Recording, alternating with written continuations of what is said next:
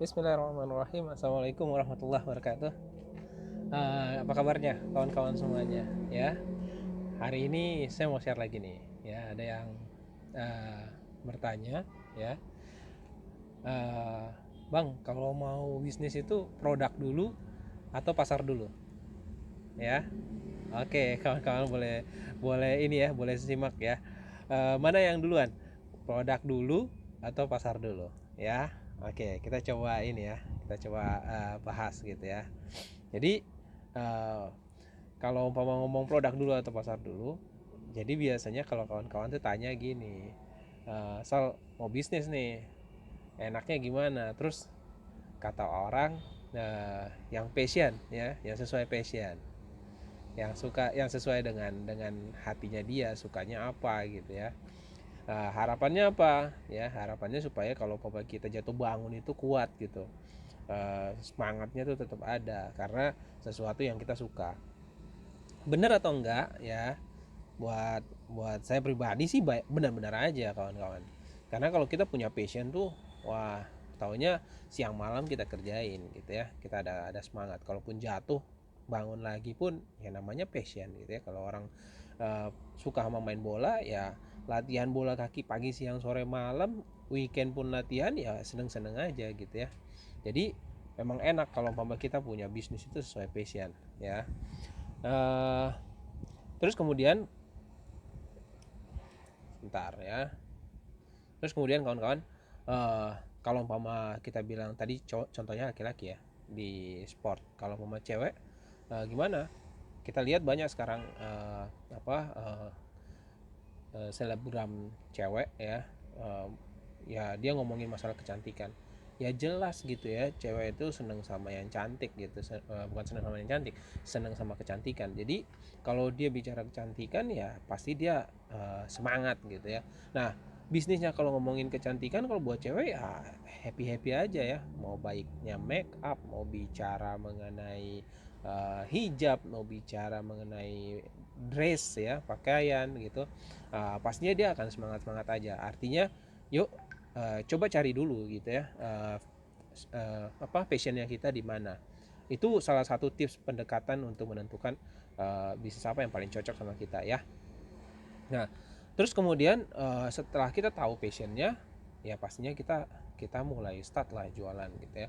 Cuman sekarang pertanyaan kita, produk dulu atau pasar dulu gitu ya. Nah, kalau umpama kita mau start dengan produk, pastiin produknya itu punya pasar gitu ya. Kalau produk nggak punya pasar bisa nggak? Ya bisa aja, tapi lebih susah.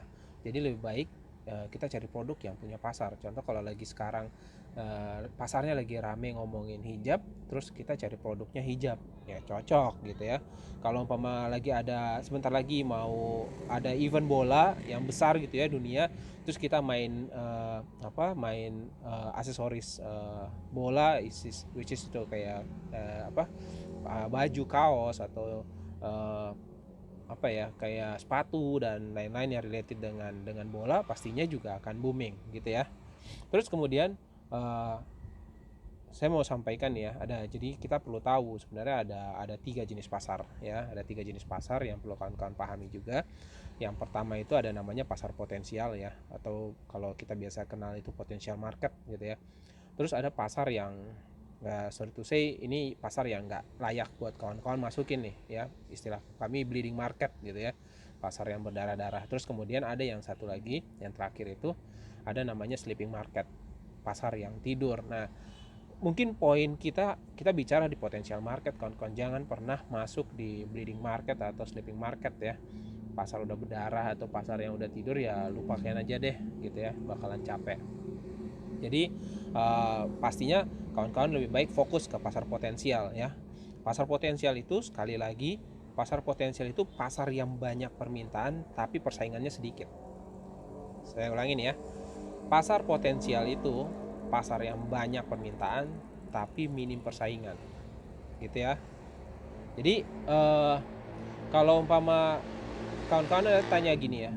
Oke, jelas kalau potensial market. Terus bagaimana dengan bleeding market ya? Bleeding market itu ya permintaannya banyak tapi persaingannya juga banyak. Sekali lagi ya, bleeding market itu persaingannya permintaannya banyak tapi persaingannya juga banyak.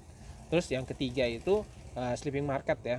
Sleeping market itu persaingannya sedikit, tapi yang minta juga nggak ada gitu. Kalau umpama di bleeding market ya, yang kita harus tinggalin dua ini kan, bleeding market sama sleeping market. Di bleeding market ya, kalau umpama permintaan banyak, persaingan juga banyak, akhirnya kita jatuhnya apa? Banting-bantingan harga ya, karena kompetitornya banyak gitu. Terus kemudian kalau di sleeping market apa? Ya sleeping market ya kita capek edukasi pasar gitu ya. Kita harus edukasi konsumennya supaya mau beli barang kita. Jadi ya tentunya ya capek aja sih sebenarnya. Kalau mama kita punya bisnis di passion kita ya, di passion kita, mau bleeding market, mau sleeping market, ya kita semangat aja. Tapi ya kapan profitnya ya, kapan kita hidupnya. Jadi kalaupun boleh kawan-kawan, eh, produk atau pasar dulu, pastiin pasar dulu ya, pasarnya bleeding potensial atau sleeping market, pastiin itu. Passionnya ada, oke. Kalau passion ada, cari passion, coba survei dulu deh, passion kita itu dengan kondisi marketnya masuk di mana, passion kita, atau spesifik dari passion kita, cari produk yang spesifik. Coba contoh gini ya, buat laki-laki, passion kita main bola gitu ya. Oke, produknya main bola apa? Pemain bola gitu ya. Eh, dari kaos, celana, sepatu, kaos kaki, aksesorisnya banyak dari kepala sampai kaki gitu ya. Di list dulu. Setelah kita list, kita lihat mana yang produk itu masuk di potensial market, mana yang masuk di bleeding market, mana yang masuk di sleeping market. Ya. Kalau umpama produknya itu masuk di potensial market, gas ya. Langsung start aja kawan-kawan, langsung mulai bisnisnya. Tapi kalau umpama produknya itu masuk di bleeding market, itu defense ya. Boleh nggak masuk? Boleh, masukkan aja gitu ya di pasarnya. Cuman kawan-kawan paham ini bleeding market, pasti banting-bantingan harga di produk yang itu. Terus yang ketiga, ada nggak produk yang sleeping market? Artinya kita edukasi marketnya.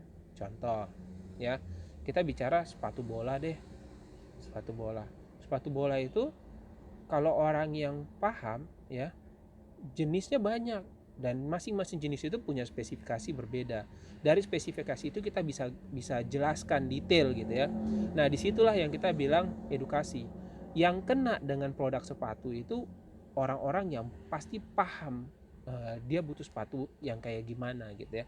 Terus kalau orang-orang yang nggak paham gimana? Anggap aja orang-orang yang nggak paham itu bagian dari bleeding market ya, artinya dia nggak peduli speknya apa, yang penting harga yang cocok. Nah itu orang-orang yang ada di bleeding market. Terus kalau umpama orang-orang yang potensial market gimana? Nah biasanya sih dekat antara orang-orang yang ada di sleeping market sama potensial market ya. Biasanya orang-orang yang di sleeping market itu dia butuh edukasi aja. Begitu dia dapat diedukasi, mau harga sepatunya mau 1 M pun dibeli kawan-kawan ya. Nah kita mau pindahin orang dari sleeping market ke potensial market, itu kerjaan kita. Dan kerjaan kita bagaimana ya, edukasi gitu ya. Makanya kawan-kawan lihat banyak orang mengedukasi ya, karena memang dia mau pindahin orang-orang dari sleeping market ke potensial market. Yang bleeding market itu anggap buat jajan hari-hari aja ya. Oke. Sekali lagi itu ya, jadi kawan-kawan kalau mau ditanya produk dulu atau pasar dulu, kalau saya prefer pasar dulu. Oke. Gitu ya kawan-kawan ya. Bisa diputar ulang kalau memang penting buat kawan-kawan, rasa ya penting, please share aja buat semuanya. Oke. Sampai ketemu lagi di topik-topik berikutnya. Tetap semangat, sukses ya, semoga sukses di bisnis kawan-kawan. Wabillahi taufiq. Wassalamualaikum warahmatullahi wabarakatuh.